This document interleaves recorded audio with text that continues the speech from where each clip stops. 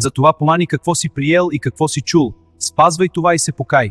Ако не се пробудиш, ще дойда против тебе изненадващо като крадец и ти няма да узнаеш в кой час ще дойда против тебе.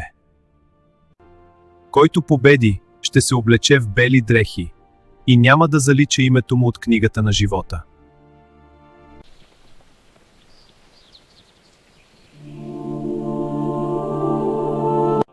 А ще го обявя за свой пред своя Отец и пред неговите ангели.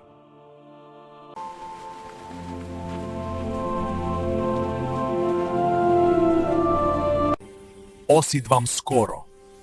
Пази това, което имаш, за да не отнеме някой твоя веня.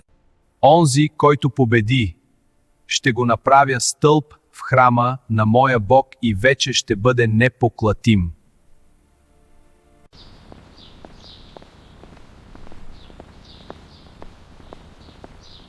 И ще напиша върху него името на своя Бог и името на града на своя Бог.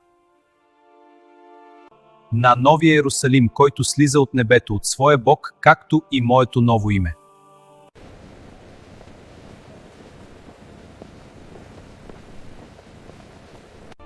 Който има уши да слуша, нека слуша какво Духът говори на църквите.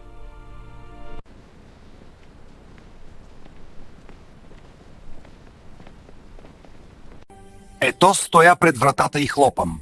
Ако някой чуе гласа ми и отвори вратата,